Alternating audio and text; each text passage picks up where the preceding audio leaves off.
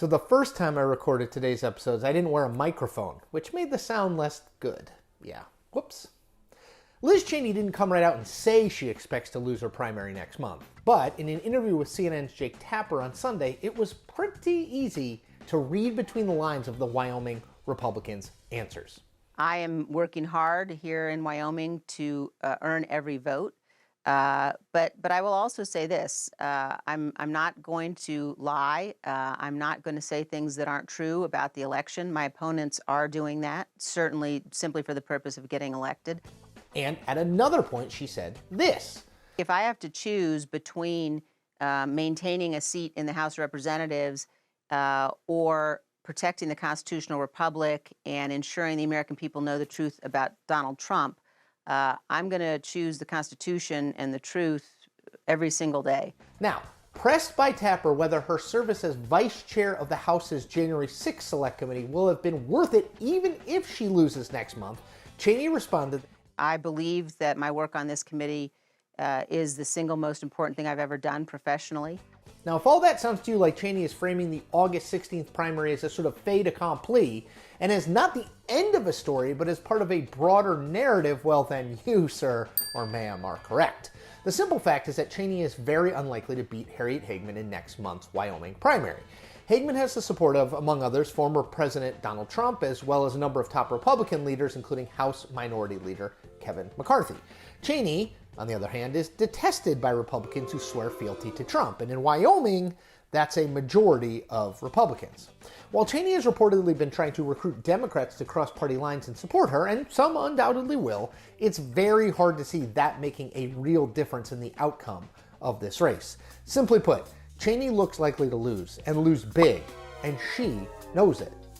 Sidebar. Crazy things happen. Polls can be wrong. It ain't over till it's over, and all that. But to be clear, all signs suggest Cheney is headed for a primary loss. What Cheney also knows is that, at least in her mind, this isn't the end of her political story.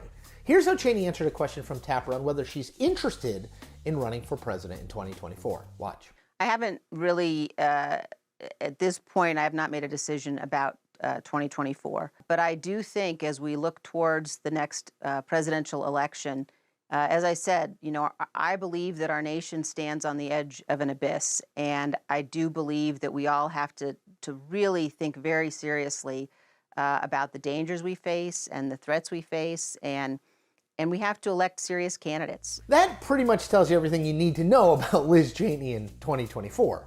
She isn't an announced candidate yet.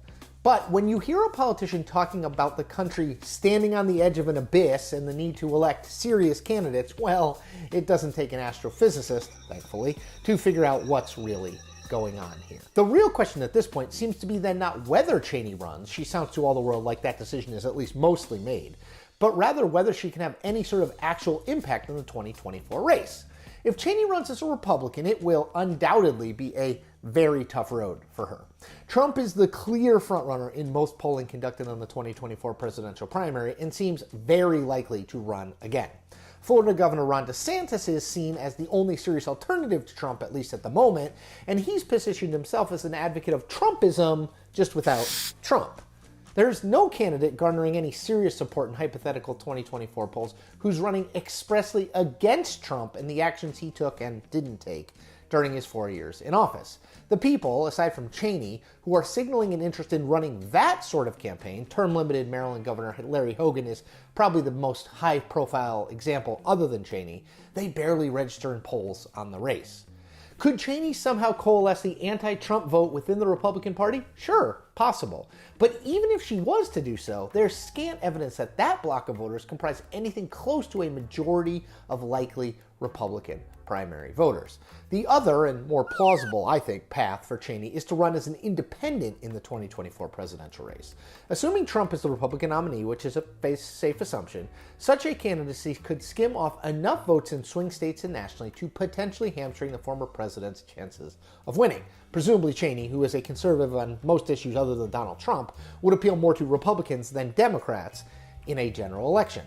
But even under that scenario, Cheney would function as a spoiler, trying to keep Trump from the White House rather than as a viable candidate to be elected president herself, which, given what she told Tapper Sunday, might be enough for her. I'm fighting hard. no matter what happens on August 16th, I'm going to wake up on August 17th and continue to fight hard to ensure Donald Trump is never anywhere close to the Oval Office ever again.